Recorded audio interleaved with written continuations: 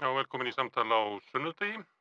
Setið hérna 8 síðustu sunnudaga og rætt verkalýðsbaráttu. Og með mér hefur verið Sigurður Pétursson, sagnfræðingur. Við höfum rætt söguna svolítið, rætt upphaf verkalýðsbaráttu á nýfrjálsíkinni, konur í verkalýðshreyfingunni og svona grunnþættir, stéttabaráttu, velferðaríkið, þátttöku stjórnmála og verkalýðsbaráttu. Ójöfnuð. Já, ójöfnuð. Þannig að við erum búin að fara yfir svona, fræðasviðið. Nú er komið að praktík. Já. Sólveig Anna Jónsdóttir, formaður Eflingar, er komin til okkar. Þá hljótur samtalið að fara eitthvað allt annað eða hvað? Já, Nú erum við komin í alvöruna. verður svona meira kannski nútímann, Já, jafnvel framtíðina já, og aðstæður og skulum segja baráttu dagskrána. Sólveig Anna, sæl. Takk fyrir að koma í þáttinn til okkar. Takk fyrir að bjóða mér. Mig langar til að byrja á því að rifja upp greinaflokk sem þú skrifaði síðasta sumar. Já. Og þar svona greinduru verkalýðsbaráttuna síðustu áratugina og lagði svona ákveðna línur og þar kom greinilega fram að þú telur að verkalýðshreyfingin sé ekki bara samtök fólks sem að ná betri launatöxtum eða kjörum, heldur líka að verkalýðshreyfingin sé ákveðið baráttutæki í samfélaginu. Þetta baráttutæki og Eflingar þá hluti af því, hvað viltu að verkalýðshreyfingin geri? Hvað viltu að verkalýðshreyfingin breyti eða byrjum bara nokkuð vítt og stórt? Já, ok. Byrjum við stórt. Já, ég auðvitað tel og hef allavega einhver leyti rétt fyrir mér með það að sá raunverulegi svona materialíski árangur sem að náðist á síðustu öld í því að gera lífskjör verkafólks hér á þessu landi og auðvitað víðar markvisst betri, náðist ekki síst vegna þess að fólk barst samtökum í verkalýðsfélögum, bjó til hreyfingu vinnandi fólks og notaði það mikla afl sem að verkafólk auðvitað raunverulega hefur, það mikla vald til þess að knýja á raunverulegar úrbætur í sínum efnislega raunveruleika. Og þið auðvitað hafið hér verið að ræða ýmislegt af þeim mikla árangri í þáttunum sem að hér hafa verið og við þurfum svo sem ekkert að fara að telja það allt saman upp, en það náttúrulega verður að minnast á eitthvað, til dæmis eins og úrbætur í húsnæðismálum, vegna þess að það er náttúrulega mjög relevant fyrir okkur núna og auðvitað bara svona almennan árangur og almennar úrbætur í því að ná fram viðurkenningu á því að það fólk sem vinnur vinnuna, sem að skapar hagvöxtinn og snýr hjólum atvinnulífsins og svo framvegis eigi heimtingu á því að fá að lifa sem frjálsir borgarar í lýðræðissamfélagi, fólk sem að getur séð fyrir sér og fjölskyldum sínum, getur boðið börnunum sínum upp á sæmilegt líf, getur menntað börnin sín, getur haft aðgang að heilbrigðisþjónustu fyrir börnin sín og getur að einhverju leyti, auðvitað þó vissulega með takmörkuðu, átt líf sem að er ekki algjörlega frábrugðið lífi hinna ríku. Og það er auðvitað, bara menntun, læknisþjónustu, öll þessi svona grundvallaratriði velferðarsamfélagsins. Við auðvitað búum á erfiðum tímum núna, við búum inn í samfélagi nýfrjálshyggjunnar auðvitað og alþjóðavæðingarinnar, þar sem að þrátt fyrir það að hér séu auðvitað þessi miklu stéttarfélagsaðild sem að Íslensk verkalýðshreyfing montar sig af við öll tækifæri, þá hefur það samt ekki tryggt það að baráttu getan og þátttaka þeirra sem auðvitað eiga þessi félög, sem auðvitað fólki sem að borgar félagsgjöldin og heldur öllu gangandi, sé nýtt með svona virkum hætti og sé nýtt markvisst til þess að ekki bara fá það sem að þarf, heldur auðvitað líka ekki síður til þess að viðhalda því sem að hafði unnist og núna vegna þeirrar erfiðu stöðu sem upp er komin, þar sem að húsnæðismál vinnuaflsins eru bara á einhverjum algjörlega katastrófískum stað þar sem að eins og síðasta samningslota sýndi fram á með mjög skilmerkilegum hætti búið er að innleiða form af SALEK en þó auðvitað bara fyrst og fremst fyrir verka- og láglaunafólk búið að sýna með mjög skýrum hætti að hugmyndin samræmda láglaunastefnu fyrir vinnuaflið hún er mjög lifandi og henni er mjög markvisst þröngvað upp á jafnvel þau sem að vilja reyna að brjótast undan henni. Við erum bara á mjög erfiðum stað og hreyfingin, auðvitað er núna mér og félögum mínum kennt það að hreyfingin standi einhvern veginn veikari fyrir en auðvitað höfnum ég og félaga mínir því alfarið. Hreyfingin er vegna þess að hún getur auðvitað ekki með mjög markvissum hætti náð að inkorporera allar mismunandi áherslur. Hún hefur ekki getað með markvissum hætti annars vegar verið hreyfing íslenskra karlmanna sem eru vissulega bara með mjög há laun á alla mælikvarða og hreyfing verka- og láglaunafólks, kvenna og fólks alls staðar af heiminum og auðvitað íslenskra karla líka. Og þannig að þarna hefur auðvitað orðið mjög mikil togstreita svo eins og ég rakti náttúrulega með nokkuð skilmerkilegum hætti í greinunum þessi mikla sérfræðingavæðing þar sem í stað þess að láta verkafólkið sjálft gefa því allt það rými sem það þarf til þess að stíga fram, móta sínar eigin stefnur, til þess að fá bara sjálfsöryggið, til þess að taka baráttuna í sínar eigin hendur. Þetta er auðvitað verkefni sem þarf markvisst að halda lifandi. Það hefur ekki verið gert. Þannig að þá geta auðvitað alls konar misgóðir og mögulega mjög slæmir hlutir átt sér stað. En ég og félagar mínir horfum mjög tilbaka og viljum minna okkur sjálf og helst auðvitað marga aðra á það að það einmitt sem skiptir okkur og hefur skipt okkur mestu máli og hefur auðvitað gert það að verkum að Ísland náði svona hátt á öllum lífskjara viðmiðum var vegna baráttu vinnandi fólks sem að var tilbúið meðal annars til þess að nota auðvitað það vopn sem á endanum er gríðarlega máttugt sem er verkfallsvopnið til þess að sýna valdastéttinni efnahagslegri og pólitískri fram á að ef að valdastéttin gæti ekki sjálf komist að þeirri niðurstöðu að þetta fólk ætti skilið virðingu, völd og gott líf, þá væri einfaldlega hægt að knýja fram á slíka viðurkenningu með harðri baráttu.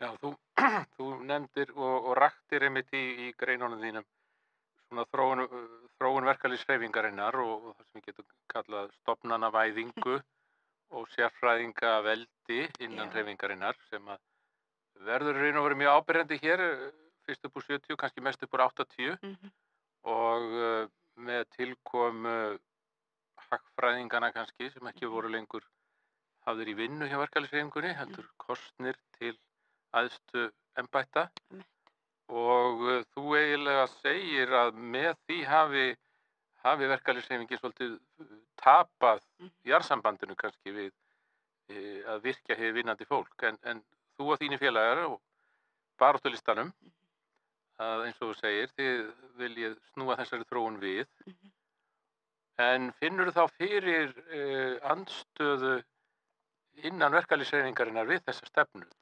Það þetta fullt af sérfræðingum ennþá og það eru kannski hálaunamenn í trúnaðarstöðum fyrir verkalýðshreyfinguna en þetta hefur alltaf verið svolítið tvíbent vegna þess að verkalýðshreyfingin þarf líka á að halda að fá sérfræðinga til liðs við sig og en eins og Anke Jørgensen sagði þegar hann kom hingað á ASÍ þing hann var nú lagermaður stáliðnaðar fyrirtæki í Danmörku og hafði svo unnið sig upp innan hreyfingarinnar þar til hann var orðinn formaður Alþýðusambandsins og svo Sósíaldemókrataflokksins í Danmörku og spurði hver væri þessi nýji forseti ASÍ úr hvaða félagi kemur hann, sagði hann.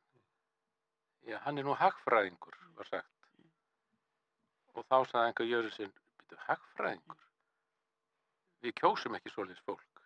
Við látum svoleiðis fólk vinna fyrir okkur. Já. Ertu á sömu línu? Já, ég myndi sannarlega segja að ég væri á sömu línu og þar sem að ég auðvitað vissi mjög lítið íslenska verkalýðshreyfingu þegar ég tók við fyrst sem formaður 2018 og þegar ég hugsa tilbaka þá auðvitað má segja að ég vissi skammarlega lítið. En það sem ég vissi var auðvitað bara byggt á því að hafa lifað og starfað sem láglaunakona og manneskja sem að vissi þó það að íslenska verkalýðshreyfingin og mitt eigið félag, þetta stóra félag, hafði engan áhuga á mér og mínum samstarfskonum en við vorum jafn sjaldan ávarpaðar af félaginu okkar og hreyfingunni og við vorum ávarpaðar af laungreiðendunum okkar sem var borginu. Það var alveg sama, það var bara nákvæmlega sama áhugaleysið. Þannig að ég vissi þó það. En svo þegar ég kem þarna inn og fer að átta mig á hlutunum og kynnast hlutunum þá það auðvitað mjög lærdómsríkt og ég myndi segja að það tekur mig alveg svona 2 ár að ná að setja mig með það svona markvissum hætti inn í bara hvað hreyfingin að ég get svona farið að greina hlutina nokkuð skýrt. Og þá til dæmis auðvitað átta ég mig á því að það var mjög mikill barnaskapur af minni hálfu og félaga minna að halda til dæmis að Drífa Snædal væri einhver sérstök rödd eða baráttumanneskja fyrir umbreytingu hreyfingarinnar í baráttuafl. Ég einhvern veginn í, bara svona vissum barnaskap og fáfræði, svona kannski fókuseraði á vissa retorík en kynnti mér ekki nógu vel bara söguna og hvað væri þar að baki. Og svo auðvitað áttaði mig líka á því sérstaklega þarna fyrsta veturinn og annan veturinn að þrátt fyrir það að ég hefði þarna verið sett í embætti formanns efnahags- og skattanefndar Alþýðusambandsins sem að mér fannst náttúrulega sjálfri svona mjög eiginlega kostulegt og pingu sjokkeraandi en auðvitað reyndi bara að nálgast það verkefni með svona áhuga og vandvirkni og auðvitað með þessari sýn sem að ég þá þegar sú vegferð hófst taldi að væri sú sýn sem almennt réði för að augljóslega ef að hreyfingin ætlaði sér að fara fram á kjarasamningsvetri með kröfu það að skattamálum yrði breytt þá að sjálfsögðu yrði krafan sú að skattbyrðin yrði lækkuð markvisst á láglaunafólk en að hálaunakarlarnir innan hreyfingarinnar myndu bara allir skilja það og það þyrfti einhvern veginn að geta að taka slaginn það að þeir væru ekki að fara, þetta yrði ekki svona jafnt. 300.000 króna konan og kallinn með 1,5 væru augljóslega ekki á sama stað og kallinn með 1,5 hann þyrfti augljóslega ekki eins á því að halda að þarna væri eitthvað gert. Og sá slagur kenndi mér mjög mikið einmitt þetta að þrátt fyrir slagorð, þrátt fyrir 1. maí þar sem allir koma saman og syngja nallan svona sirka 200 sinnum á þeim degi sem auðvitað náttúrulega til marks það að fólk kann engin önnur baráttulög. Þrátt fyrir yfirlýsta samstöðu og þrátt fyrir það einmitt að mikið sé talað það að hreyfingin geti ekkert gert nema hún sé sameinuð þá átti eftir að taka slaginn þarna það hvað ætlum við að vera sameinuð og ég og félagar mínir gátum ekki og munum aldrei geta fallist á það að samstöðunar vegna sé einhvern veginn æðsta markmiðið. Það þarf augljóslega þegar saman kemur stór hópur fólks með bara sökum ójafnaðar og óréttlætis sem innbyggt í okkar samfélag. Fyrst þarf að taka debattið innan þeirra raða það hvert fókusinn eigi að fara og fyrir hverju eigi að berjast. Og þarna lærði ég mikið það að ætlir þú að halda því til streitu að hreyfingin sjálf þurfi að rífast mögulega fremur hatramt þessa hluti þá þarf þú að vera tilbúin til þess að færa ýmsar fórnir og þarf að vera tilbúin til þess að verða mögulega bara mjög óvinsæl. Þannig að þetta var svona gradúal lærdómur alla þessa svona stóru hluti.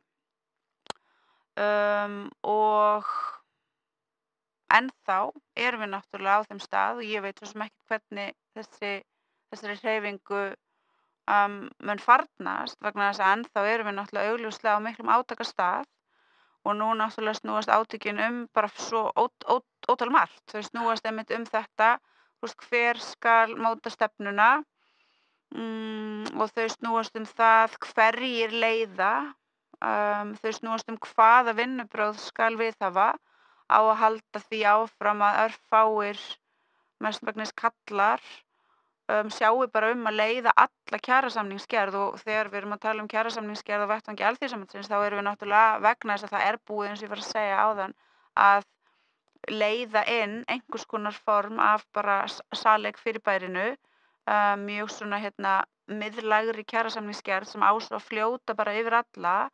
Finnst okkur í lagi einmitt að þessi fámennur hópur sem að gera þetta, eða viljum við aðhyllast önnur vinnubrögð, hin svona opnu og lýðræðislegu sem eru vissulega erfiðari og svona umfangsmeira verkefni, en eins og þið væntanlega vitið þá tel ég náttúrulega það sé sú rétta leið sem eigi að fara, og viljum við beita okkur með mjög markvissum hætti og opnum hætti út í samfélagi til þess að byggja þar upp stuðning til þess að geta svo sótt fram til dæmis á stjórnvöld, til dæmis í húsnæðismálum.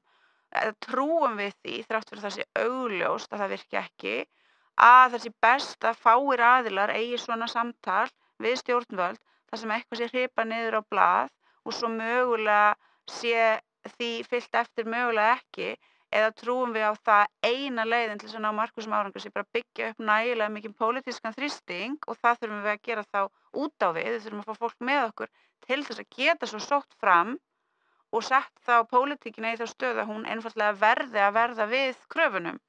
Þannig að, og svo þetta allt sem orðið auðvitað gefanlega bara persónlegt, eins og innan Starfsgreinasambandsins, þar sem að forysta Starfsgreinasambandsins hefur ákveðið vegna þess að ekki var samstaða og við vorum ekki sammála það hvaða leiðir ætti að fara í kjarasamningunum, að láta eins og ég og félagar mínir séum einhvers konar glæpafólk sem að sé best að einhvern veginn reyna að losna við sem allra fyrst. Þannig að baráttan það hvað eigi að gera, hvernig eigi að hegða sér, hún náttúrulega bara það stór og mikil að þrátt fyrir það að mörg ár séu liðin frá því að til dæmis ég og félagar mínir tókum fyrst við í Eflingu, þá erum við samt að mjög mörgu leyti einhvern veginn búin að færast takmarkað fram, og þegar við höfum færst fram þá hefur yfirleitt eitthvað svo orðið til þess að við færumst aftur tilbaka. Þannig að, segir, á hvaða mælikvarða færast fram og færast tilbaka? Já, við höfum ímyndað okkur og við höfum einmitt verið búin að ná, einhvers konar samvinnu og sáttum við aðila, innan hreyfingarinnar, til þess að geta þá sótt fram, og það hefur svo komið í ljós að svo hefur raunverulega ekki verið, en líka auðvitað út í svona stóru baráttuna. Það hefur auðvitað verið undarlegt og komið mér aftur, bara sögum þá einhvers konar mögulega bara reynsluleysis á óvart, að þrátt fyrir augljósan baráttu vilja og augljósa samstöðu og getu Eflingar fólks til þess að standa saman og rísa upp og ná árangri, þá náum við árangri í einhverjum kjarasamningi, en við fáum enga viðurkenningu. Það engin viðurkenning í samfélaginu, eða reyndar til í þessu komin mikil viðurkenning í sjálfu samfélaginu, það engin viðurkenning í fjölmiðlum, það engin viðurkenning hjá pólitískri valdastétt á því að við séum búin að sýna það og sanna að það eigi að sinna okkur og hitta okkur og hlusta á okkur og virða okkur. Þannig að það líka það sem ég meina. Þannig að já. Já, það eins og þú segir, það kannski erum við stödd í átakaferli eins og þú segir, eða einhverju konar umbreytingaferli í verkalýðshreyfingunni og þó svo að liðin séu nokkur ár, þá það nú ekki mörg. Nei. Það ekki hægt að segja það, þó að ýmislegt hafi gerst. Og það ennþá, auðvitað, þessi deigla ennþá í gangi eins og þú lýsir. Jú, Efling hefur áreiðanlega náð að marka sér stöðu, frekar nú heldur var, og hefur áhrif, en eins og þú segir, þá reynt að láta eins og það sé ekki. Algjörlega. Einangra Eflingu inn í hreyfingunni. Einangra Eflingu og tala að hún hafi ekki náð neinum árangri. Þegar hún hefur sannarlega náð miklum árangri. Sameiginlegt markmið Samtaka atvinnulífsins og þar kemur auðvitað inn þessi svona, það auðvitað klofningur í verkalýðshreyfingunni, og eins og þú nefnir að þá hefur verið svona línan verið svo að ef að verkalýðshreyfingin ætlar að ná árangri í skattamálum eða húsnæðismálum eða málefnum sem að snerta þá ríkisstjórnina og laga umhverfið, að þá verður hún að standa saman og þá hefur ASÍ, heildarsamtökin, verið eiginlega málsvarinn og sá aðili sem að bæði atvinnurekendur og ríkisvaldið hafa snúið sér til. Nú myndin orðin svolítið flóknari og menn eiga kannski erfitt með að takast á við þá mynd, en þú segir einmitt, nefnir húsnæðismálin. Hvernig sérðu fyrir þér, en þú segir reyndar að Efling gæti og ykkar markmið sé að skapa þá stemmingu í samfélaginu að stjórnvöld geti ekki annað en brugðist við. Nú myndi maður ætla að ástandið þannig að þessi þrýstingur ætti að vera meiri, en þið talið svolítið ein fyrir þessu, reyndar kannski tala svolítið fyrir því að þurfa að gera eitthvað, en hvar eru hinir aðilar í verkalýðshreyfingunni? Þeir eru ekki mjög sjáanlegir í þessari miskusti. Ragnar Þór náttúrulega vissulega. Hann náttúrulega búinn að bara sjálfur við sig greiðlega mikill og djúpri þekkingu á eðli íslenska húsnæðismarkaðarins og annars staðar í heiminum, þannig að hann getur til dæmis gert það sem er auðvitað mjög mikilvægt, hann getur borið saman og hann náttúrulega mikill baráttumaður fyrir þessu og hann mitt þrátt fyrir það að vera þarna formaður í VR sem þetta risastóra félag þar sem mitt risastór hópur innan félagsins auðvitað bara milli og efri millistétt, stjórnendur og svo framvegis, þá hefur hann samt staðið af sér núna mikla atlögu. Heldur betur. Sem sameinuðust ólíkir þættir kannski, en hann stóð það af sér. Hann stóð það af sér og nú megum við kannski vænta þess að hann verði meira áberandi. Já, við getum auðvitað vonað það, en ég búin að læra það að vænta einskis vegna þess að þegar það kemur að mér og honum að vissu leyti þá öllum lögmálum lýðræðisins bara snúið á haus. Þá það þannig að þrátt fyrir það að ég sigri ásamt félögum mínum í kosningum eða hann sigri, þá bara sigurum við ekki nóg eða þá að sigur okkar þýðir eitthvað ljótt okkar innrætti eða eitthvað svoleiðis. Þannig að ég löngu hætt að gera ráð fyrir því að það sem að tíðkast gagnvart öðrum, til dæmis með niðurstöður í kosningum, eigi einhvern veginn að gilda okkur.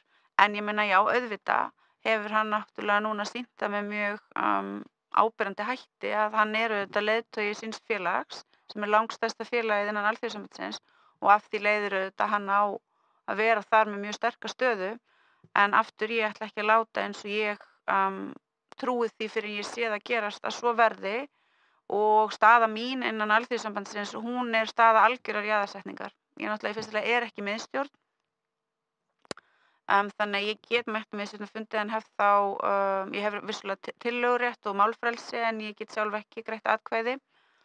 Sem sérstakt fyrir Dagsbrún eða Eflingu. Já, og ég tel ekki til dæmis að þrátt fyrir það að núna á framhaldsþinginu sem haldið verður í lok apríl, ef ég myndi gefa kost á mér inn í miðstjórn sem bara formaður auðvitað þessar risastóra félags og sem leiðtogi Eflingar fólks sem nýtur augljóslega trausts þess, þá myndi ég ekki ná kjöri. Ég bara sé það ekki gerast. Þannig að mín staða staða algjörrar jaðarsetningar og hvort og hvernig það getur breyst hef ég bara ekki hugmynd á þessum tímapunkti. Og ég mæti ekki á fundi, ég reyndar svona aðeins að byrja að mæta aftur svona inn á fundi. Ég reyndi að mæta miðstjórnarfundi eftir að ég tók við aftur en hætti því svo sökum þess andrúmsloft sem að það ríkti í minn garð. Ég taldi bara ekki að það væri gott eða gagnlegt að ég væri þarna. Ég hef mætt á fundi á öðrum vettvangi sem eru formar Landssambanda og stærstu aðildarfélaga og þar núverandi forseti Alþýðusambandsins Kristján Þórður að standa sig ágætlega að mínu viti. Hann að reyna til ég af einlægum hætti að finna einhvern svona grundvöll fyrir fólk til þess að geta unnið saman. En hvort að honum verður eitthvað hleypt áfram með það á eftir að koma í ljós. En ég les fundagerðir af þessum fundum vegna þess að ég auðvitað fæ það bara sendar innan úr Alþýðusambandinu og það hefur komið mér stórkostlega á óvart hversu geigvænlega mikinn tíma og orku fólk tilbúið til þess að sitja í það að ræða innræti mitt og félaga minna í þeirri stöðu sem uppi í efnahagsmálum, hræðilegri verðbólgu, húsnæðis ástandinu og svo mætti áfram lengi telja. Þannig að þess vegna ég að segja þetta, að mér dettur ekki til hugar á þessum tímapunkti að ímynda mér að þrátt fyrir það að félagið sé svona stórt, þrátt fyrir það að ég hef í tvígang verið kosin formaður, þrátt fyrir það að allar verkfallsboðanir sem ég hef farið í atkvæðagreiðslu á félögum hafa verið samþykktar, þrátt fyrir það að öllum megi nú augljóst vera að stefnan sem ég vinn eftir á svona félögum mínum njóti hyllis hjá Eflingarfólki. Þetta þýðir ekkert, þetta translator ekki inn í neitt með neinum svona eðlilegum hætti. Við fengum innsýn inn í þetta sem þú ert að lýsa í ræðu Alþis Árna Baldurssonar á flokksþingi VG í gær sem að birt endursögn eða eiginlega öll ræðan held ég á heimildinni.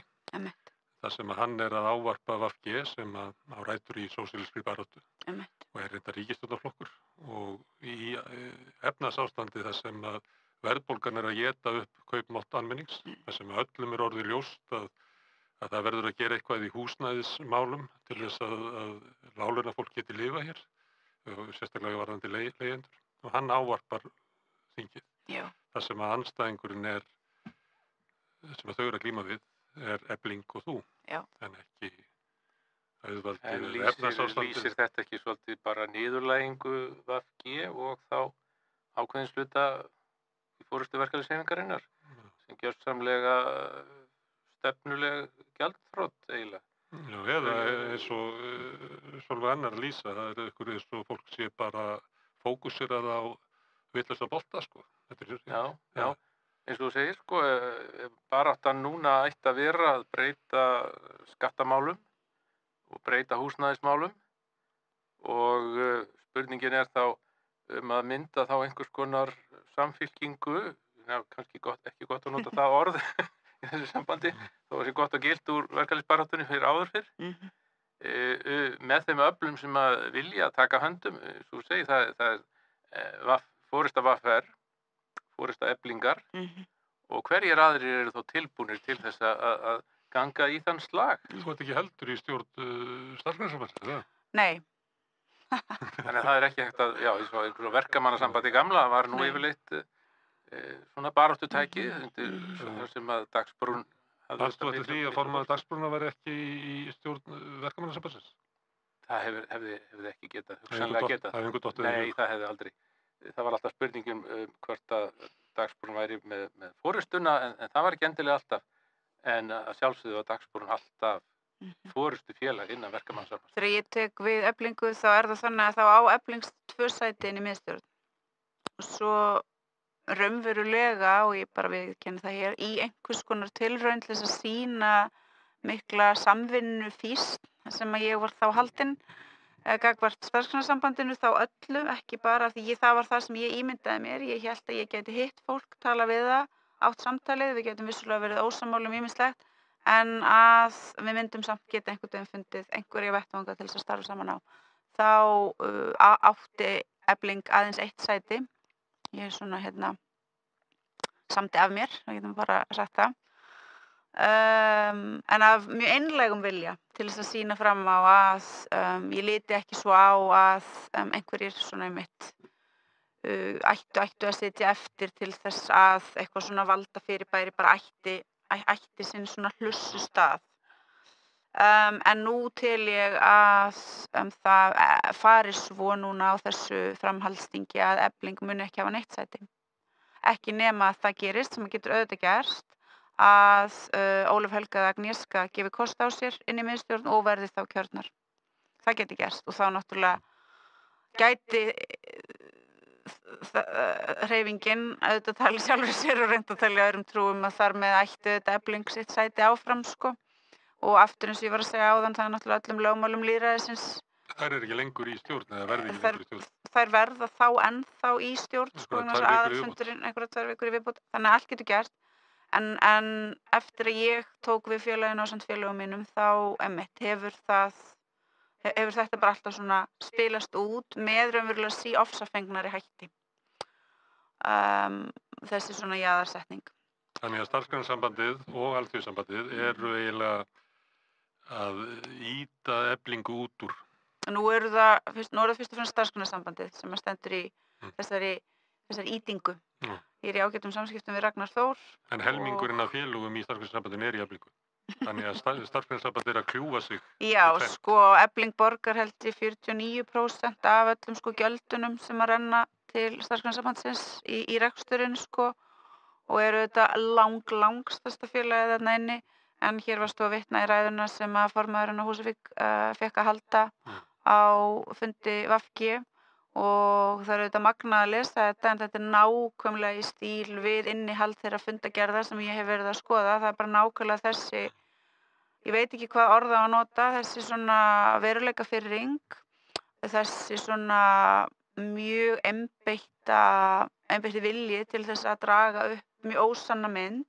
Hann heldur því til dæmis fram að þessi yfirlýst stefna Eflingar að flytja láglaunastörf út á land og það er bara svona sífellt selst lengra í því að demonisera mig og félagið sko. Hann jafnframt heldur því fram og hann og Vilhjálmur Birgisson hafa nú lengi haldið því fram að auglýsingaherferð sem að Efling fór í bara í tengslum við okkar stóru baráttu að henni hefur verið sérstaklega beint gegn forystu Starfsgreinasambandsins og svo framvegis. Þannig að ekki bara er leikreglum lýðræðisins snúið á haus heldur virðist raunveruleikinn ekki skipta miklu máli. Þannig að þetta er auðvitað mjög miður og ég get alveg tekið undir það sem að þú sagði Sigurður það að þetta er náttúrulega að einhverju leyti auðvitað bara svona sýning á einhverri hnignun og auðvitað sárt að verða vitni að því að þarna sé einn af forystusauðum SGS tilbúin til þess að vilja frekar standa með forsætisráðherra sem að sagði eftir að hafa átt hálftíma fund með mér og félögum mínum eftir mótmælastöðu okkar fyrir utan ráðherrabústaðina, ekkert markvert hafiði komið fram á þeim fundi og svo með Halldóri Benjamín sem að auðvitað sá það fyrir hönd fjölmargra annara að berja á Eflingu með eins svívirðilegum hætti og sést hefur áratugum saman í baráttu vinnandi fólks á þessu landi og mögulega fer þetta þarna allavega í svona topp 3 atriðin yfir hörmulega framkomu meðal annars verkbann á 20.000 félagsmenn ásamt ýmsu öðru þannig að ég veit ekki hvað fólki almennt finnst þetta en ég veit allavega fyrir mig og félaga mína þetta er bara enn ein sönnunin af því að Efling á lítið sem ekkert sameiginlegt með Starfsgreinasambandinu. Við erum ekki velkomin þarna. Hvað klífur á milli? Er það stefnan eða er það taktíkin? Það var, ég vitna aftur í þessa ræðu að þá talaði Aðalsteinn það að það hefði aldeilis verið barið í borðið og skellt hurðum og það var eins og baráttan sé inn í sko hinnum myrku bakherbyrgjum. Er það munurinn að þessi forysta vilji vera í svona glímu, sama fólkið alltaf í glímu einhvern veginn inn í karphúsi og ná inn en þið viljið virkja almenning til baráttu eða er það munurinn? Eða er það stefnan eða hver er munurinn? Ég held að það er auðvitað stór partur af þessu. Svo er auðvitað líka sú staðreynd að Efling er tilbúin til þess að beita verkfallsvopninu ef það er metið sem svo að það sé komin tími til þess eða að það muni mögulega skila meiri árangri og að ef félagsfólk er tilbúið til þess þá sé ekkert sem að eigi endilega standa í vegi fyrir því, það sé bara eðlilegur partur af baráttu vinnandi fólks. En já, vissulega er sú aðferðafræði sem að við núna höfum ákveðið að beita og munum beita áfram. Tók okkur svona tíma að finna hvernig væri svona best að gera þetta og aftur þegar ég tek við þá vissi ég lítið sem ekkert bara það hvernig þessi hlutir færi fram. Og fyrsta tilraunin sem að við gerðum með það að vera með svona opna samningarnefnd þar sem að félagsfólk sjálft raunverulega leiddi viðræður og leiddi svona hvað ætti að gera var í deilu okkar við borgina og þar náðum við auðvitað eftir hatrama baráttu miklum árangri og nú gerðum við þetta í viðræðunum við samtök atvinnulífsins og munum auðvitað bara halda þessu áfram auðvitað er þetta bara algjörlega á skjön við það hvernig unnið er.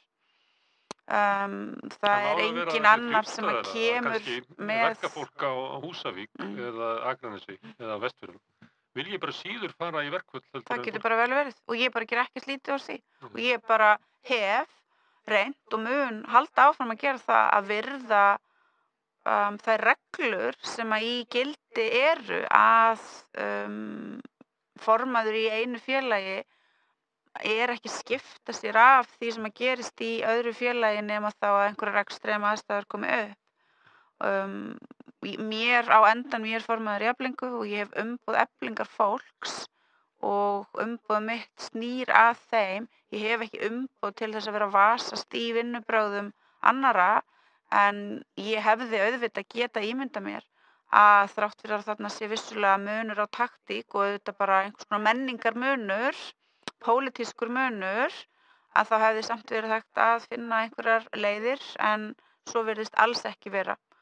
Og það virðist vera sem svo að það að við höfum ekki viljað marsera í takt fyrir jól hafi verið svo stórkostlegu glæpur að hann megi bara aldrei nokkru sinni fyrirgefa.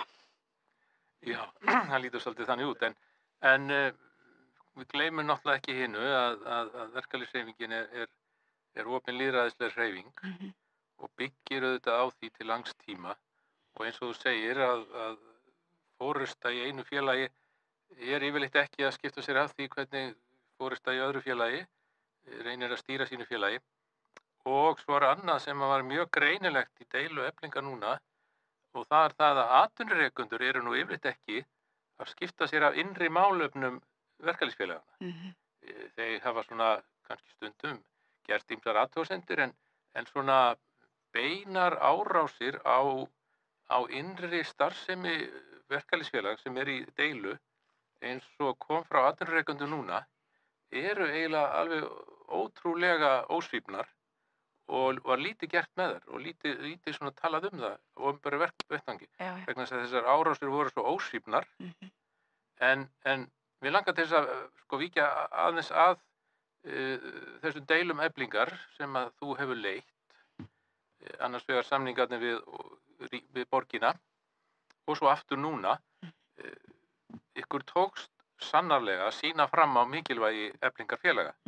Fyrir að drífa hér ferðaþjónustuna, fyrir að dreifa vörum, mikilvægum vörum og fleira. En svona þrátt fyrir þessi takmörkuðu verkföll sem að fóru nú mjög í taugarnar á atvinnurekendum, sjálfsögðu, því að þær bitu, þetta voru svona býflugna stungur sem að þeir fundu virkilega fyrir, og viðbrögðin voru kannski svona hastarleg þess vegna með þessu gegndarlausa þessar atvinnubanni sem þeir ætluðu að setja á alla Eflingafélaga. En hvernig meturðu árangurinn svona? Það ljóst að ykkur virðist hafa tekist að virkja fleiri heldur en áður í baráttuna.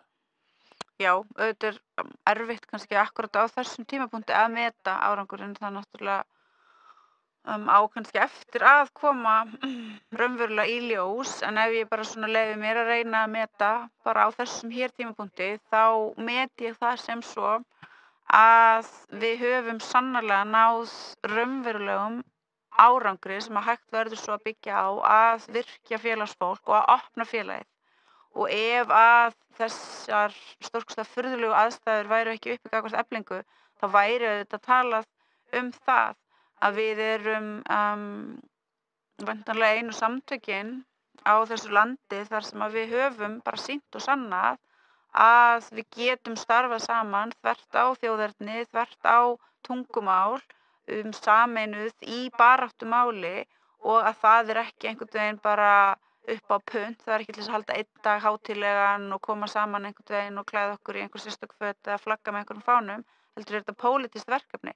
Þetta er að verða hreyfing vinnuaflsins á höfuðborgarsvæðinu sem að er tilbúið til þess að standa saman, til þess að berjast fyrir hinum ýmsu málum, og ég er mjög stolt af þessu. Og þetta er erfitt, en þetta er samt ekki það erfitt. Eina sem að þarf auðvitað að gera, eða það er svona grundvöllurinn, er að byggja bara á hinni gömlu hugsjón róttækrar baráttu vinnandi fólks, að við erum alþjóðleg, samstæða okkar er alþjóðleg, og þegar við erum alþjóðlega komin saman innan vissulega eins þjóðríkis, þá gilda samt bara sömu lögmálin. Við stöndum saman, sama hvað, og við látum það sem greinir okkur ekki hafa neitt að segja, við bara fókuserum á það sem við eigum sameiginlegt, sem þá þessi miklu vilji til þess að bæta efnahagsleg kjör Eflingar fólks. Og það kom mér og hefur aftur og aftur komið mér á óvart þegar ég hef hitt Eflingar fólk að sjá þessa stórkostlegu fjölbreytni og að skynja áhuga og að vissu leyti, þó að ég vona að þetta hljómi ekki einhvern veginn rangt, einhvers konar þakklæti fólks fyrir að þetta sé raunverulegt verkefni. Og við upplifum það til dæmis mjög sterkt núna í verkföllunum, hótelverkföllunum, af því þarna náttúrulega langstærstu meirihluta innflytjendur að ræða í þessum störfum. Fólk bókstaflega alls staðar á heiminum, að við náðum mjög hratt að mynda svona kameraderi og náðum að virkja fólk til þess að koma og taka þátt í verkfallsvörslu, náðum að virkja fólk til þess að koma og taka þátt í fundum með okkur og til þess að mæta í þetta bara hörð mótmæli. Þannig að við erum stolt af þessu og við munum auðvitað byggja á þessu og vonandi bara í hvert einasta skipti sem að við förum af stað, þá verður hópurinn stærri, en við viðhöldum þessu auðvitað með eins markvissum hætti og við getum á milli þessara samningsverkefna. Við erum búin að innhýsa trúnaðarmannakennsluna okkar alfarið. Hún var í höndum annar aðila og var... Hver kennir trúnaðarmönnum? Já, hún var í höndum Félagsmálaskóla Alþýðunnar. Og það var á okkar viti mjög svona ómarkvisst og oft bara náðust ekki nógu margir til þess að skrá sig. Svona fremur ómarkviss nálgun, þó að það fólk sem að leiðir það verkefni sé eflaust mjög ósammála mér. Það verður bara svo að vera, en nú tökum við fólk inn til okkar og einu sinni í mánuði þá fólk þarna heilan dag, upp undir 60 manns sem að koma saman. Þú hefur nú komið, Sigurður, og kennt. Það reyndar leystist svolítið upp þegar við þurftum að rjúka út í... Því það röku allir í verkfallsvörslu. Það var að taka fyrstu verkefni fram yfir. Já, einmitt. Ég vona að komið til okkar aftur. Takk. Og þetta er ómetanlegt og ég bara þarna viðstödd þessa fundi og kem svona inn í ef þarf, en svo ég bara þarna og fólk getur komið og talað við mig og spurt mig hluti og ég þarna bara aðgengileg, eins aðgengileg og að ég bara get verið.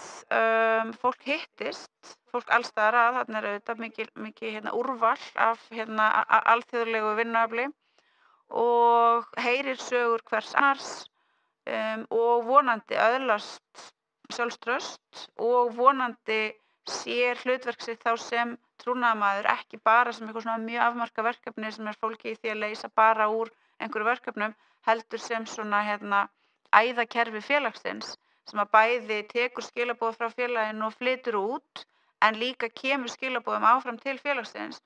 Og að það verði aldrei þannig að blóðið hætti einhvern veginn að streyma þarna heldur sé þetta bara svona alveg þessi lifandi líkami sem að getur nærst svona með þessum hætti. Þannig að þetta eitt af því sem að við erum líka mjög stolt og ánægð með.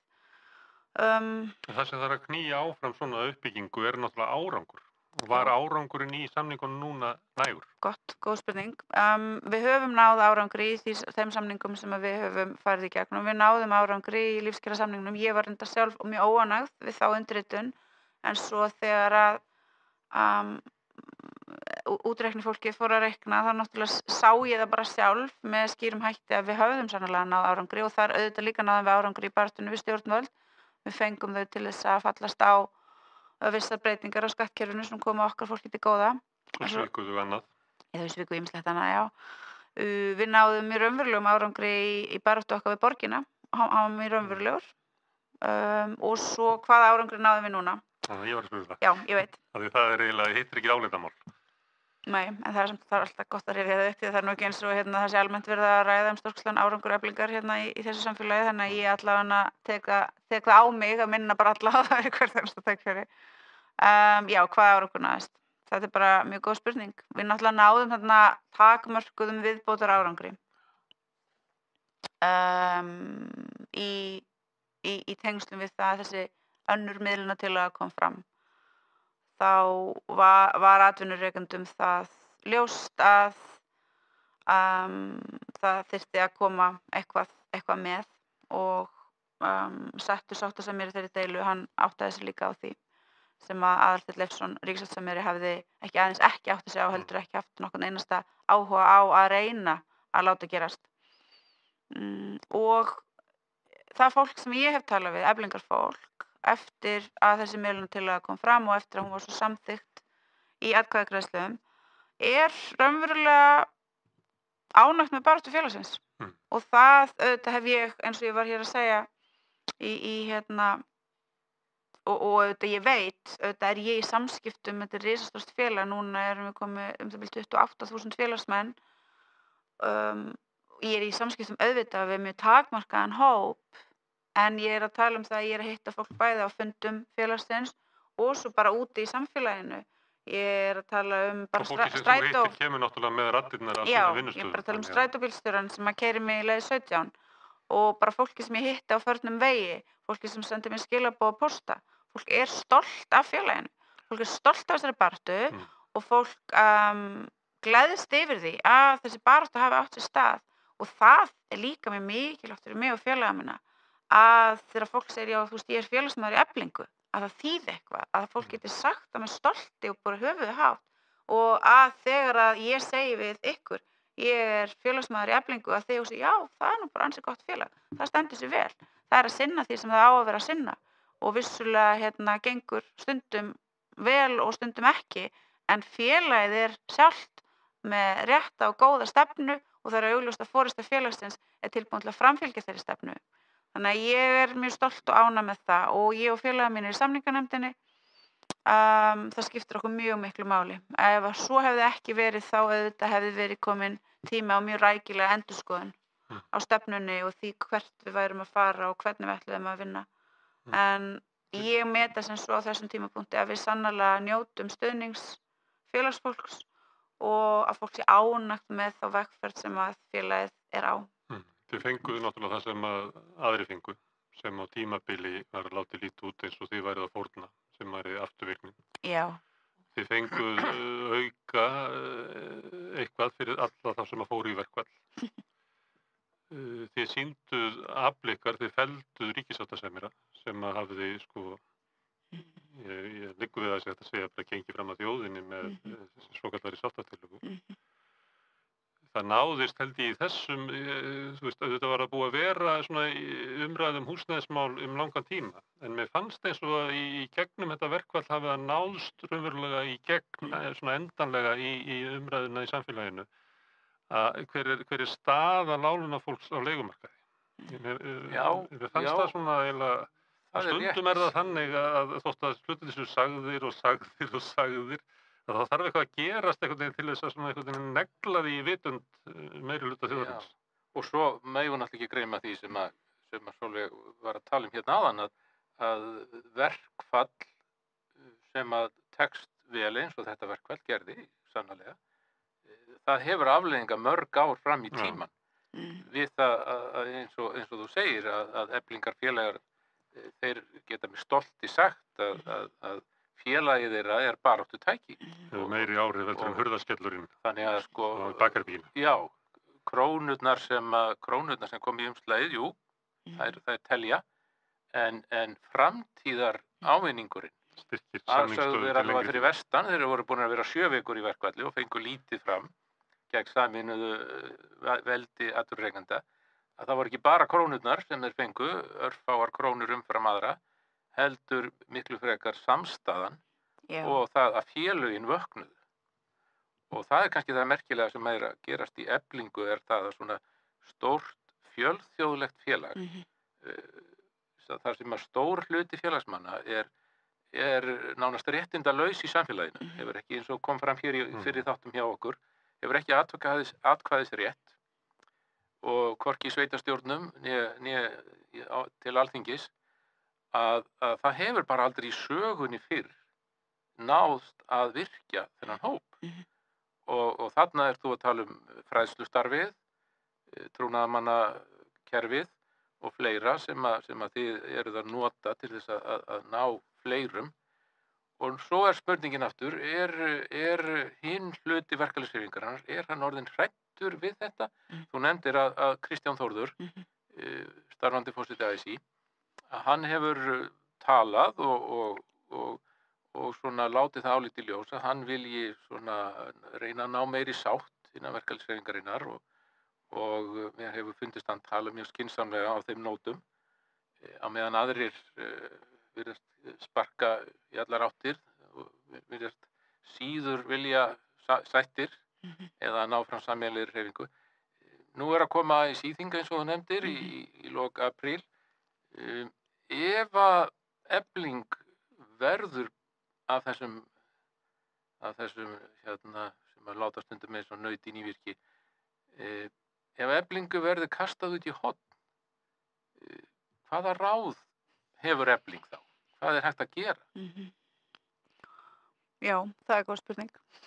Sko, já, ég ætla að vera sammálaður. Mér finnst Kristján þegar hann er að tala, ég trúi því að hann sé að tala að þetta sé einlægt. Ég trúi því að hann sé þarna að reyna sjálfur, þetta bara í mjög erfiðum aðstæðum. Núna sitjandi forseti raunverulega þetta bara umboðslegur sem tekur þetta, hann fær þetta bara í fangið og hann er að reyna að finna leiðir. Það er auðvitað mjög erfitt og það er auðvitað mjög óvíst það hvort að það takist fyrir hann. Þrátt fyrir það að hann sé allir að vilja gerður, það getur vel verið að það sé bara ekki nógu margir sammála. Og hvað verður á þessu ASÍ þingi á bara eftir að koma í ljós. Ég held að það fari svo að í lok þessa þings þá verður auðvitað búið að kjósa þarna nýja forystu og ég held án þess þó að hann hafi sagt það sjálfur opinberlega að Kristján muni gefa kost á sér. Og ég sé ekki á þessum tímapunkti að það séu einhverjir aðrir sem að ættu betri möguleika. Ragnar Þór hefur sagt að hann muni alls ekki gera það, en hefur þó líka sagt að hann muni sé eftirspurn eftir því, alveg hafa áhuga á því að taka að sér einhvers konar forystu hlutverk þarna. Eins og ég var að segja hér áðan þá tel ég engan möguleika á því að ég geti komist þarna í gegnum þá hakkavél sem að sett verður upp samstundis, komi fram einhver melding frá mér að ég hyggist sækjast eftir einhverju forystusæti og sú hakkavél hún er svakaleg þegar hún fer af stað. Þannig að það getur bara vel farið svo að Efling labbi þarna út með raunverulega ekkert sæti við svona hinn stóru lýðræðislegu borð. Auðvitað breytir það því samt ekki að Efling er náttúrulega þetta stóra félag og hefur þá bara í skjóli þess samt auðvitað svo lengi sem að félagið er innan vébanda Alþýðusambandsins heimtingu á aðkomu. Já, nú eru þið auðvitað, sko, ykkar aðkoma í ASÍ í gegnum starfsgreinasambandið, er það ekki? Jú. Og þið eruð helmingurinn af starfsgreinasambandið. Svo er náttúrulega, sko, aðkoma okkar að starfsgreinasambandinu og aðkoma okkar að Alþýðusambandinu er ekki það sama. Við erum vissulega í starfsgreinasambandinu og með þá aðild að Alþýðusambandinu í gegnum það. En það er ekki náttúrulögmál að svo sé. Efling getur auðvitað verið með sjálfstæða aðild að Alþýðusambandinu og ég og félagar mínir erum á þeirri skoðun að það væri auðvitað eðlilegasta nálgunin að Efling bara sökum stærðar, sökum sinnar sérstöðu að vera þetta risastóra félag og vinnuafls höfuðborgarsvæðisins sem að bara af ástæðum sem að tengjast bara því samfélagi sem við búum í og þeim efnislega raunveruleika sem við búum inn í hefur vissa sérstöðu að við ættum auðvitað bara að vera þarna sjálf bara sem frjálst og fullvalda félag sem að hefur bara sjálfstæða aðkomu með sínar stefnur og sínar skoðanir og fær áheyrn og pláss og aðkomu að ákvarðanatökum sem Efling en ekki sem aðildarfélag að SGS þurfandi fyrst þá að reyna sem að er ekki hægt að komast að einhverjum samkomulögum þar til þess að geta svo haldið áfram. En ekki ykkur þröskuldar á því? Þurfi ekki samþykkt Jú. 2/3 hluta Það eru félagsmanna í þröskuldar. atkvæðagreiðslu? Eða það er ekki þröskuldar, það er bara það þarf að gera þetta bara með vissum hætti, jú, þetta má kalla það þröskulda. Já, eða, Það þarf að halda félagsfund, félagsfundur þarf að samþykkja að fara í atkvæðagreiðslu úrsögn úr SGS. Ef að félagsfundur fellst á það, þá er boðað til allsherjar atkvæðagreiðslu og þessir skilmálar þar, að það er ekki fjallað lágmarksþátttöku en 2/3 sem taka þátt þurfa þá að samþykkja úrsögn. Þá stendur eftir verði það niðurstaðan hvernig fer með þá inngöngu eða aðkomu Eflingar að Alþýðusambandinu. Það er ekki endilega alveg skýrt. Raunverulega má líta á það með þeim hætti að Efling eigi þá þrátt fyrir það að hafa gengið úr Starfsgreinasambandinu bara samstundis sjálfstæða aðild. En ef að það yrði ekki niðurstaðan þá myndi félagið þurfa að sækja og það má ekki byggja niðurstöðuna á því hvernig farið er með þá umsókn á geðþóttaákvörðunum og þetta er mjög mikilvægt. Það er mjög mikið vilji til þess að vera mjög geðþóttaákvörðunir sérstaklega málefni Eflingar. Þannig að Tyrkland má ekki hafna innkomu ASÍ? Nei, þannig að það þyrfti þá að vinna það bara með faglegum og málefnalegum hætti og það er ekkert sem að myndi þá geta staðið í vegi fyrir því að Efling fengi bara sína sjálfstæðu aðild. Þannig augljóst að þið eru að hugsa þessi mál núna? Við erum að hugsa þetta mjög mikið og ástæðan fyrir því að við erum að hugsa þetta er sú, og það er ekki ég sem er heima hérna í einhverju bræðiskasti á kvöldin að hugsa svona næstu átakaferð, bara alls ekki.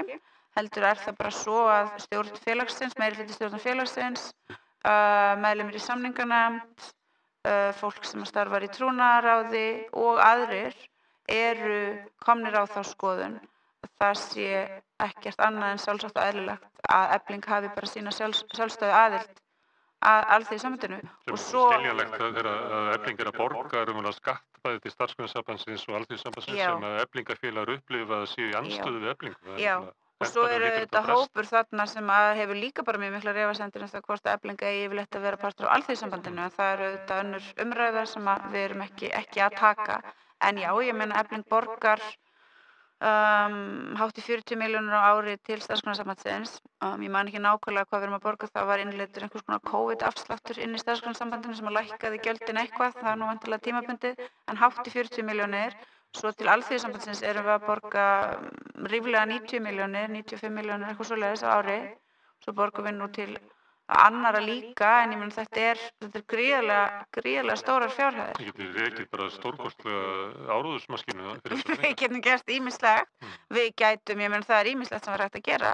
Það er hægt að nota þessa fjármuni til þess að auka við möguleika á bara styrkjum sem að fólk geti fengið. Það er hægt að nota þessa fjármuni í að auka við sumarbústaða eign félagsins. Við eigum núna hátt í 60 sumarhús eða orlofsíbúðir og þær eru bara í stöðugri notkun. Ég meina það er gríðarlega eftirspurn. Það væri hægt að gera svo ótal margt fyrir þessa fjármuni í þágu félagsfólks Eflingar sem eru þetta réttmætir eigendur félagsins sem eiga þessa fjármuni og sem auðvitað eiga það skilið að það sé eitthvað gert með þessa peninga fyrir það. Og íslenska verkalýðshreyfingin vegna svona náttúrulega peningamaskína. Hún er bara eins og svona einhvers konar bara sjálfstæður seðlabanki. Bara af því að það er þessi háa stéttarfélagsaðild, það eru bara allir stéttarfélögum, peningarnir bara streyma þarna inn og af því leiðir að það hefur orðið til, held ég, þessi svona hugmyndum að Efling sem svona stórt félag sé bara svo innilega aflögufært að það sé bara sjálfsagt og eðlilegt að nota Eflingu sem svona einhvers konar hraðbanka. Þú bara ferð alltaf með reglulegu millibili með kortið hennar mömmu og ferð að taka bara út að sér hendar.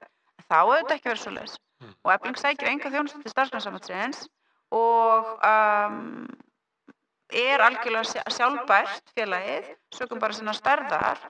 Og ég er komin á þá skoðun að auðvitað eigi þessir fjármunir að nýtast í þágu félagsfólks. Það sé bara ekkert annað en sjálfsagt og eðlilegt. En þetta er auðvitað stór pólitísk spurning og þetta er fyrst og fremst spurning pólitíkina og stöðu Eflingar innan hreyfingarinnar fremur en spurning fjármuni þó það sé auðvitað líka mikilvægt. og svo auðvitað þetta eitthvað sem að félagsfólk sjálft þarf það bara að taka ákvörðun en vilji minn og vilji þeirra sem að sannarlega eru virkir í starfsemi félagsins svona orðin nokkur skýr í þessu máli. Sigurður, það margt sem að við eigum eiginlega eftir að ræða. Við erum náttúrulega eftir að ræða sko hverjar eru kröfur lánunafólks í dag. Það verður gaman að fá það. En áður en að við förum út í það kannski, þá var eitt varðandi þessi átök, því að við fórum yfir svona taktíkina og við höfum farið yfir svona hvernig hún birtist þessi átök. En það er annað sem maður velti fyrir sér og ekki síst núna eftir kosningarnar í VR. Það sem að virðist vera eitthvað svona eins og pólitískar blokkir. Þegar maður var að skoða það hverju voru andstæðingar í Ragnars Þórs, að þá var það fólk innan úr VG og svo sjálfstæðismenn. Og Morgunblaðið, já. Svo hefur maður séð í andstæðingar sem að hafa beitt sér gegn Sólveigu Önnu og Eflingu að það eru verkalýðsmálaráð Samfylkingarinnar og núna VG á fundi og svo náttúrulega Halldór Benjamín og Morgunblaðið og maður velti fyrir sér það var náttúrulega á tímabili mikil átök í verkalýðshreyfingunni þar sem að var sósíalistar eða alþýðubandalagsmenn voru í baráttu og þá voru sameinaðir framboðslistar íhaldsins og krata. Geturðu lesið, erum við komin í eitthvað svona vegna þess að Sólveig Anna og Ragnar Þór sama pólitíska aflið sem að sameinað hægrið og hvað við kallað stofnanavinstrið sameinast gegn. Já, og nú komin að hluta til svipuð staða eins og þegar sósíalistar og alþýðuflokksmenn voru að kljást í verkalýðshreyfingunni og mynduðu bandalag sitt og hvað. Ég veit að varamenn við að bera það saman við sósíalist í dag og það. Já, þetta var sem gamli sósíalistaflokkurinn, já, og seinna alþýðubandalagið. Það var náttúrulega bara, sko, auðvitað, ef við skoðum það ennþá betur, að þá var á tímabili sem að gamli sósíalistaflokkurinn myndaði bandalag með sjálfstæðisflokknum til að hnekkja veldi jafnaðarmanna í verkalýðshreyfingunni og svo aftur öfugt á kaldastríðsárunum. Þá voru alþýðubandalags sósíalistar með ítökun á Alþingi. Nú einhvern veginn eins og sko breytingin inn í verkalýðshreyfingunni eigi sér engan stuðning inn á Alþingi. Og við megum heldur ekki gleyma því að bæði kannski Eflingarfélagar og félagar í VR eru margir hverjir ekki bundnir neinum stjórnmálaflokki eins og var hér áður. Þá var þetta nokkuð skipt og allir vissu hver kaus hvað. Nú þetta orðið miklu laustengdara og fólk kýs bara það sem að þeim dettur svona hvað höfðar til þeirra í það og það skiptið. Og ég held nefnilega að þessi breyting sé orðin ansi mikil að þeir sem hafa stutt Ragnar í VR og baráttuhreyfinguna í Eflingu sé ekki endilega bundnir á neitt pólitískan. Allavega ekki á neitt flokk. En af hverju pólitíkin öll? Og sama get ég fullyrt eins og að innan Samfylkingarinnar sem ég þekki nokkuð til að það fjöldi fólks sem styður einmitt Ragnar og baráttuhreyfinguna í Eflingu. Það ekki að sjá á verkalýðsmálaráði. Svo einhver tilvílanir sem hafa leitt til þess að í verkalýðsmálaráð Samfylkingarinnar hafa að hluta til safnast einhverjir sem eru miklir óvinir núverandi forystu Eflingar. Sigurður, þetta ekki tilvílun, þetta var kosið á flokksþingi. Nei, ég get fullyrst það að þetta var ekki í mikilli kosningu. En jú, vissulega getum við sagt að bæði VG og öfl þar sem eru greinilega komin svo klófest í faðminn á byrninum stóra og eins mjög svona hægri sinnuð öfl í Samfylkingunni. Þau hræðast baráttuhreyfinguna og sama getum við séð í forystu verkalýðshreyfingarinnar víða um land að þau virðast bara ekki þola þessa tilhugsun að það verði til baráttuhreyfing innan verkalýðshreyfingarinnar sem þetta svo mikil þversögn að ég næ ekki ennþá utan um það. Nei, þess vegna spyr ég. Og það sem ég svona fyrst og fremst að hugsa sko hvar getur orðið samstaða? Það sé ekki samstaða óbreytt ástand, ekki samstaða það að koma sér alltaf í mjúkin hjá íhaldinu og mynda ríkisstjórn eða samninga eins og gert var kannski núna síðast. hvar getur myndast samstaða til þess að brjóta niður þetta afl auðvaldsins, yfirstéttarinnar, Sjálfstæðisflokksins. Og ég sé það í forystu VR, ég sé það í forystu Eflingar. En svo þegar við komum á stjórnmálavettvanginn, þá það allavega ekki inn á Alþingi. Þú finnur ekki fyrir einhverjum stuðningi stjórnmálana eða fólks á Alþingi? Það? Nei, sá stuðningur sem að það vissulega fólk sem hefur verið tilbúið til þess að stíga fram og styðja, en það þá fólk sem að raunverulega hefur engin völd inn á Alþingi, sko, ekki það að ég sé að segja að þau myndu ekki þú veist, vilja styðja ykkur að þau hefðu völd, sko, en það ekki fólk sem að raunverulega kemur að því að stýra, sko.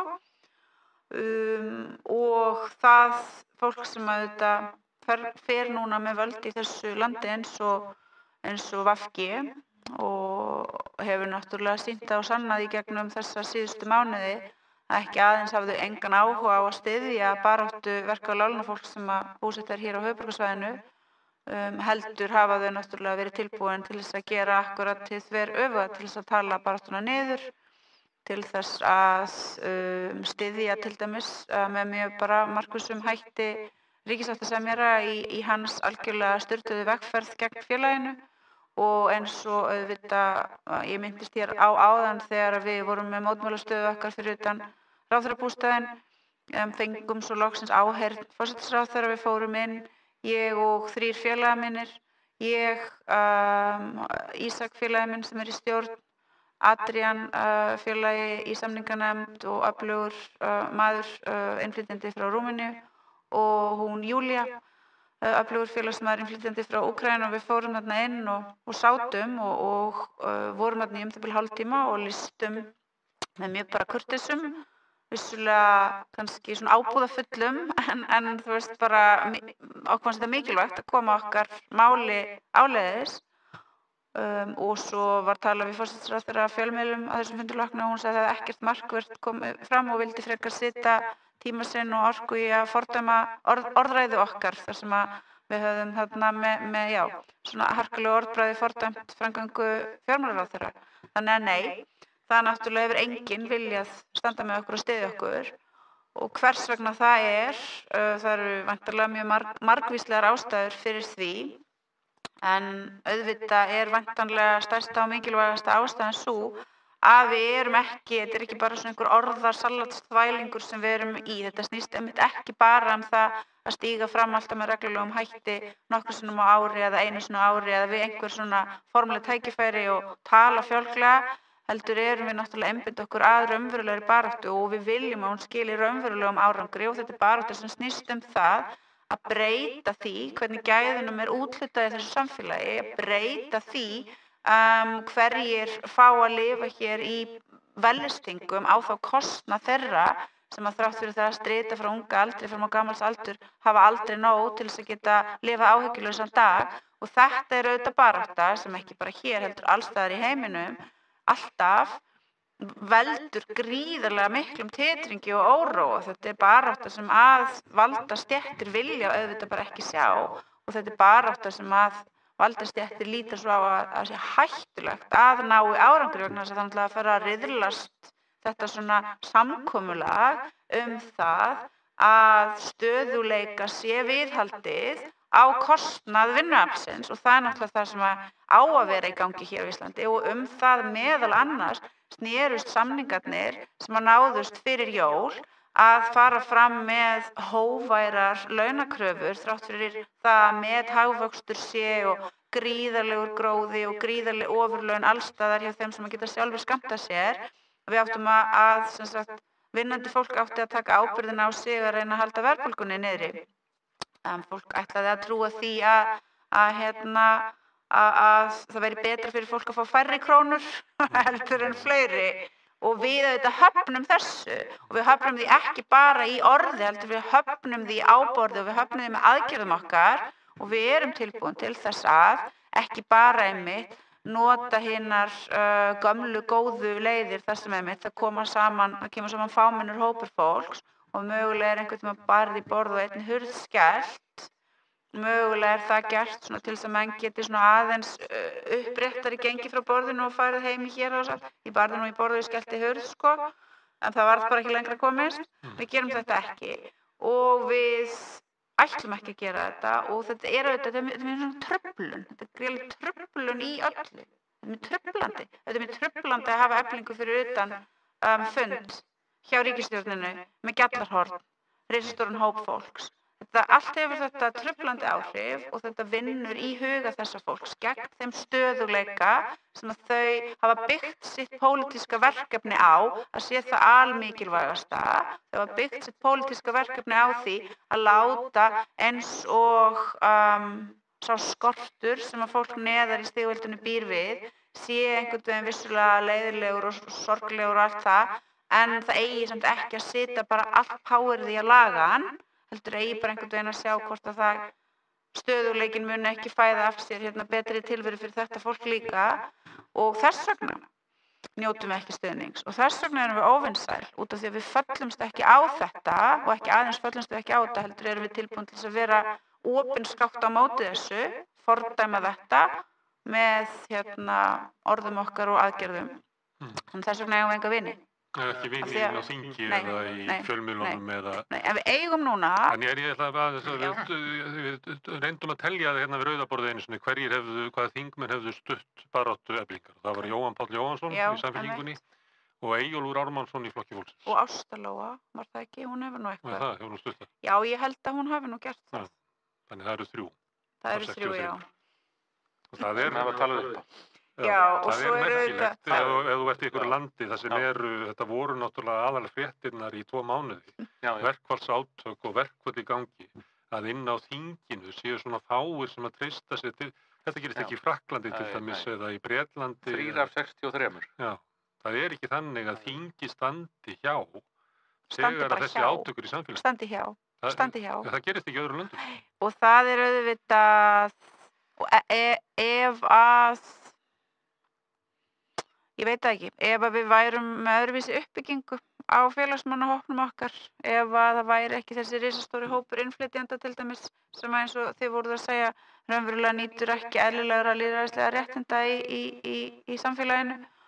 Ef að þetta væri risastór hópur af bara Íslendingum sem að kæmi þarna saman raunverulegum kjósendum, þá tel ég að stemningin væri mögulega örlítið öðruvísi, en ætla þó að segja að ég held að fólk myndi ávallt reyna að skýla sér á bakvið það að forysta Eflingar er umdeild eins og það heitir og að það væri svona afsökunin fyrir því að stíga ekki fram og gera þetta í rétta sem er augljóslega, guð minn góður, sérstaklega fyrir fólk sem vil kenna sig með einhver vinstri stjórnmál, að segja nei, að sjálfsögðu, það er algjörlega ólíðandi að hér sé risastór hópur af fólki sem að vinni, erfi að vinna líkamlega andlega slítandi vinnu og eigi samt bara bókstaflega aldrei neina peninga og ekki aðeins eigið enga peninga heldur þurfið að komast af með yfirdrátti og með smálánum og svo framvegis.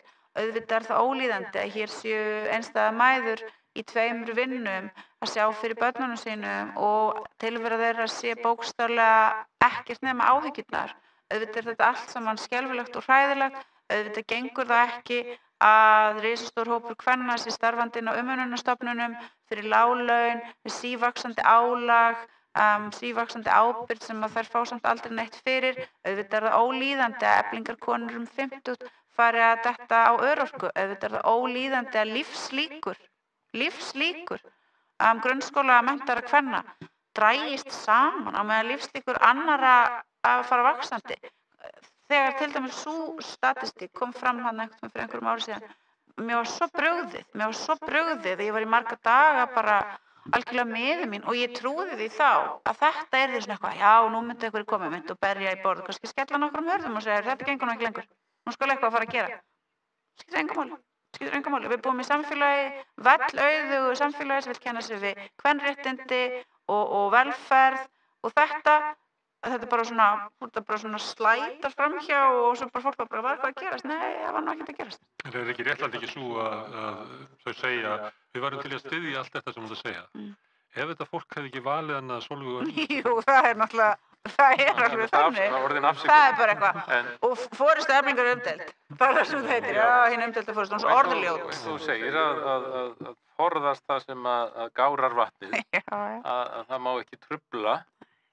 Nú hefur komið fram hjá okkur í þáttunum hér að þessi margrómaða þjóðarsátt sem að er sögð hafa náð verðbólgunni niður, hjálpaði nú eitthvað til sjálfsagt við það, en það voru fleiri þættir eins og komið fram hérna hjá Stefáni Ólafssyni sem urðu til þess.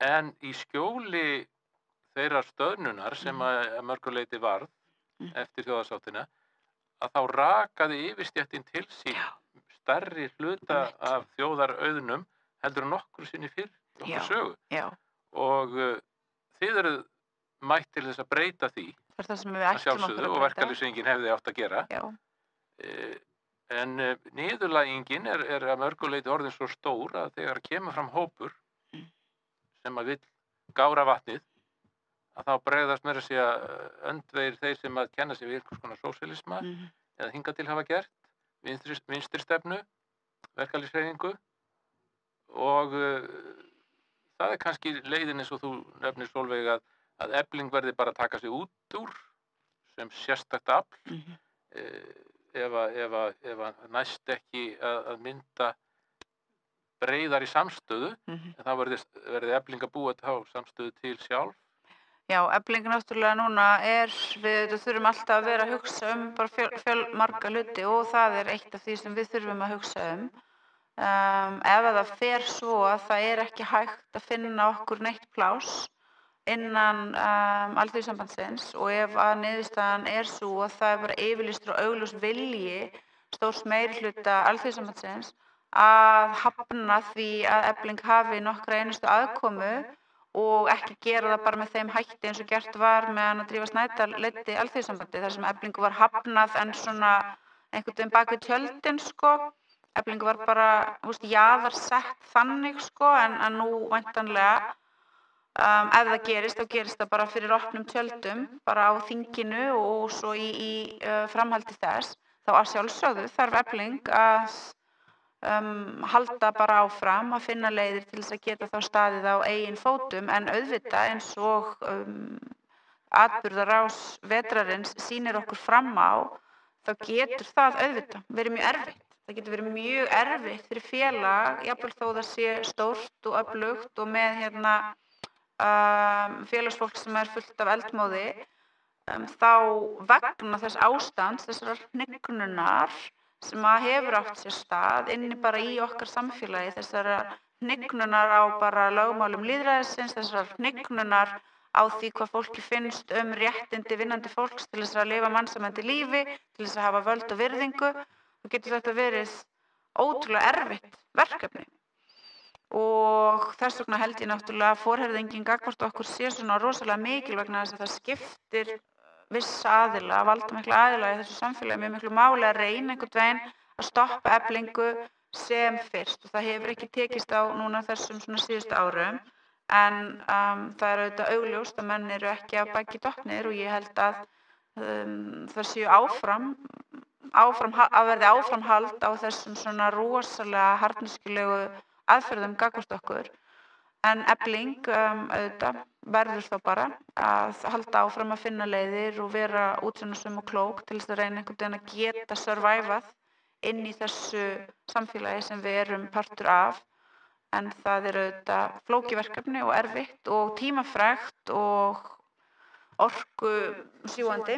En það er náttúrulega bara þannig. Þannig er það og bara ég reyna að minna sjálfa mig á þetta hverjum einsta degi og ég og félagar mínir minnum hvort annað á þetta. Þetta eru bara þau örlög sem eru búin fólki sem berst gegn óréttlæti í efnahagslegri skiptingu gæðanna. Og þið upplifið það að þið hafið fullt umboð ykkar félaga til þess að fara þessa leið? Þið fengið staðfestingu í nokkrum verkfallsboðunum í vetur? Já, Það kom ekki fram mótframboð sem líklega merkir það að hinn meinta andstæða innan félagsins sé ekki sterk? Hún var aldrei sterk og hinn meinta andstæða var aldrei sterk en hún náttúrulega eins og hér kom fram fyrir þessu samtali hefur andstæðan bara fengið svo ótrúlega mikið plattform, ótrúlega mikið pláss inn í mainstreams fjölmiðlana til þess að láta eins og það væri einhver hreyfing á bakvið andstæðunan en ég og félagar mínu vissum auðvitað alltaf að svo var ekki þá erum við að tala bara innan félagsins, en svo þetta andstaðan gegn mér og félögum mínum, hún náttúrulega sterkari og mögulega getur haft miklu meira að segja innan Alþýðusambandsins og innan þinginu þar. Þar eru aðrir hópar sem að koma saman og hafa vissulega gríðarlega mikil völd innan hreyfingarinnar. En innan félagsins þá var þessi andstaða, hún var alltaf mjög fámenn og hún var auðvitað knúin áfram af fyrrverandi starfsfólki Eflingar og svo auðvitað knúin áfram með stuðningi og þátttöku Drífu Snædal, Höllu, fyrrverandi framkvæmdastjóra ASÍ og þess arms hreyfingarinnar. Og auðvitað það þannig, ef þú ert manneskja sem ert í einhverju ægilegri hatramri baráttu gegn forystu þíns eigin félags eða gegn þeim sem að njóta einhvers konar trausts félagsfólks og sjálfur forseti Alþýðusambandsins styður þig og þína baráttu, auðvitað myndi hver manneskja telja það mikinn styrk og halda auðvitað áfram, og það var auðvitað það sem að gerðist í baráttu Ólafar Helgu og hennar félaga. Þær fengu svo mikið support frá valdamiklu fólki að þau sjálf og aðrir trúðu því að þetta væri miklu stærra og veiga meira fyrirbæri en það raunverulega var. Það var eins og forseti þingsins í Venezuela. Já. Naut stuðnings áreiðanleikilla manna en komið ljós að naut engin stuðnings meðal þjóðarinnar. Eitthvað svo. Mögulega. Svo ég nefndi nú það. Heyrðu, hvað segirðu, Sigurður? Já, Ég nefndi þarna eitt atriði að fara yfir hver væri baráttun en Sólveig hélt síðan ræðu það þegar hún var að tala það hvað sem fólk horfði framhjá, það sem hún taldi eiginlega upp baráttu. Tilgang verkalýðshreyfingarinnar í raun og veru komst þar mjög vel að kjarna málsins réttlætið í samfélaginu. En ertu sáttur við þessa yfirferð yfir Eflingu? Ég margfróður, fróðari heldur en ég var. Þetta var ákaflega áhugavert samtal. Og kæra þakkir Sólveig Anna fyrir að koma hingað í samtalið.